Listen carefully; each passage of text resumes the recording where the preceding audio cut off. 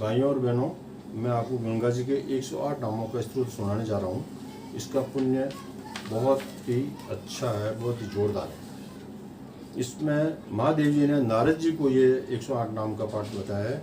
उसका महात्म्यता बढ़िया बताया कि वो कहते हैं महादेव जी, हे मुनिषि, इस आख्यान के पाठ का अनंत फल कहा गया है। संसार में इसके समान पुण्य प्रदान करने वाला कोई भी आख्यान नहीं बताया गया है।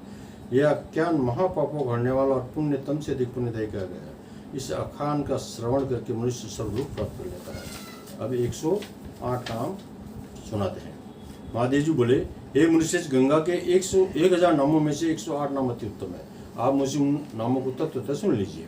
ओंकार स्वरूपिणी गंगा, त्रिपदिका देवी, शंभु मौली व्याणी, जानवी, पापंत्री, महापातक नाशिनी, पतित्व द्वारिणी, स्त्रोतस्वती, परम वेगिनी, विष्णुपादाब्ज संभुता, विष्णुदे कृतालया, स्वर्गाब्धि नीलिया, साध्वी, स्वर्णदी, स्वरनिमग्ना, मंदाकिनी, महावेगा, स्वर्णसन प्रभेदिनी, देव पूज्यतमा, दिव्या, दिव्यसा निवासिनी, सुचारु निर्रुचिरा, महापर्वत भेदिनी, भागीरथी, भगवती, महामोक्ष प्रदायिनी, सिंधु संगता, सुधा, रसातर निवासिनी, महाभोगा, भोगवती, शिवभोगा, नंददायिनी, महापापरा,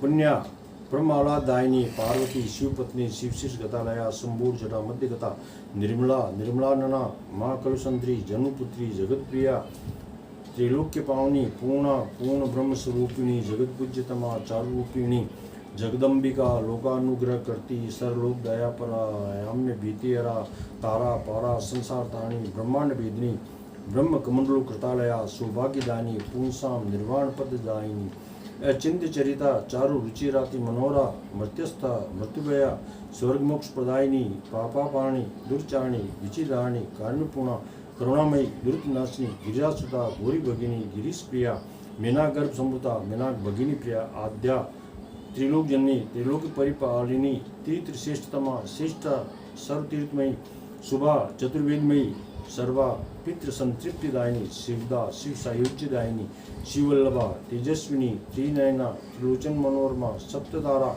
सतमुखी, सदग्रान्वयतानी, मुन्निसेव्या, मुन्निसुता, जनु जनु प्रभेदिनी, मकरस्था, सर्वगता, सर्वाशुभ निवारणी, सुदृश्या, चाक्षुषी तृप्तिदायिनी, मकरालया, सदानंदमयी, नित्यानंददा, नग पूजिता, सर देवादिदेव परिपूज्य पदाम्बुजा। अब गंगा जी के 108 नाम का महात्म्य सुनिए। महादेव जी नारद जी से कहता है, हे मुनिश्रेष्ठ, मैंने आपसे भगवती गंगा के ये श्रेष्ठ नाम बता दिए हैं। ये नाम समस्त पापों का विनाश करने वाले हैं। ये नारद, जो व्यक्ति प्रातःकाल उठकर गंगा के इन परम पुण्य देने वाले 108 नामों का भक्तिपूर्वक पढ़ता है, उसके ब्रह्म इत्यादि पाप भी नष्ट हो जाते हैं तथा वह तुलनीय आरोग्य सुख प्राप्त करता है। इसमें कोई संदेह नहीं है। जहाँ कहीं भी स्नान करके मनुष्य यदि इस उत्तम स्रोत का पाठ करे तो वहीं पर गंगा स्नान का फल निश्चित रूप से प्राप्त हो जाता है। जो मनुष्य गंगा को 108 नाम वाले स्रोत का प्रतिदिन पाठ करता है वह अंत में गंगा को प्राप्त करता है। जो मनुष्य गंगा में स्नान के समय भक्ति प्राण होकर इसका पाठ करता है वह हजारों अश्वमेघ यज्ञों का फल प्राप्त करता है। 1000 नहीं, हजारों अश्वमेघ यज्ञों का फल प्राप्त करता है। इतना पुण्य है इस पाठ का। पंचमी तिथियों को इसका पाठ करने वाला मनुष्य वह फल प्राप्त करता है जो फल 10,000 गायों के दान करता है। पंचमी तिथि चाहे कृष्ण पक्ष की हो चाहे शुक्ल पक्ष की हो, इसका पुण्य 10,000 गायों के दान का है। कार्तिक पूर्णिमा को गंगा सागर संगम में स्नान करके जो मनुष्य इसका पाठ करता है वह शिवत्व को प्राप्त हो जाता है। यह सच है, इसमें कोई संशय नहीं है। स्वयं सर्वतीर्थ में गंगा ने जहाँ समुद्र तीर्थराज के साथ संगम किया उससे बढ़कर कोई तीर्थ नहीं है। दूसरे स्थान के गंगा तीर्थ में ज्ञान से मुक्ति होती है। ये मुनिश्रेष्ठ, वाराणसी में भूमि पर अथवा जल में कहीं भी ज्ञान या ज्ञान पूर्व ज्ञान की प्राप्ति की गई है और यहाँ स्थल पर गंगा जल में अथवा आकाश में ज्ञान या ज्ञान किसी तरह से शरीर का त्याग करके मनुष्य मुक्ति प्राप्त कर लेता है। हे मुने, वहाँ पर जो मनुष्य किसी अन्य की इच्छा से भी देह त्याग करता है तो वह भी माँ तीर्थ की इच्छा से मोक्ष प्राप्त कर लेता है।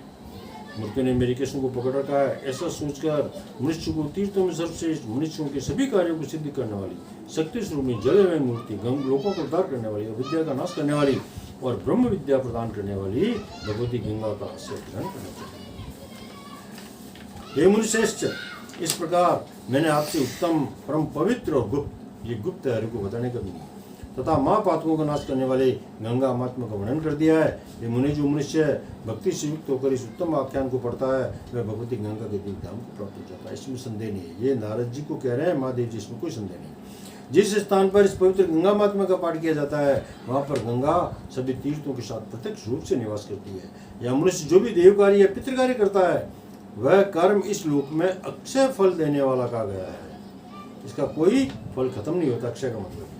हे मुने, ये पावन आख्यान जहाँ लिखा हुआ स्थित रहता है पाप उस स्थान को भय के मारे स्पर्श तक नहीं करता। यह बात सत्य है, इसमें कोई संशय नहीं है। ये महादेव जी नारद जी को बता रहे हैं। मरणासन स्थिति में पड़ा हुआ मनुष्य भक्ति पूर्वक इसका श्रवण करता है वह मृत्यु का अधीन नहीं होता और परम गति को प्राप्त होता है। एकादशी तिथि को स्नान करके जो व्यक्ति ध्यान पूर्वक तुलसी या वील वृक्ष के समय बैठकर इसे ध्यान पूर्वक पढ़ता है वह परम गति को प्राप्त करता है। जो मनुष्य पितरों के श्राद्ध के दिन ब्राह्मण के सानिध्य में इसका पाठ करता है उसके पितर शाश्वत तृप्ति प्राप्त करता है।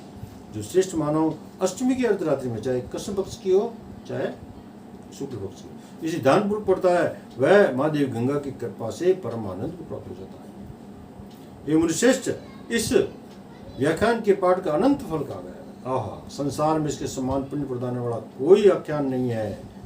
यह आख्यान महापापों को हरने वाला है तथा पुण्यतम से अधिक पुण्यदायी कहा गया है। इस आख्यान का श्रवण करके मनुष्य स्वर्गलोक प्राप्त हो। बोलो गंगा माई।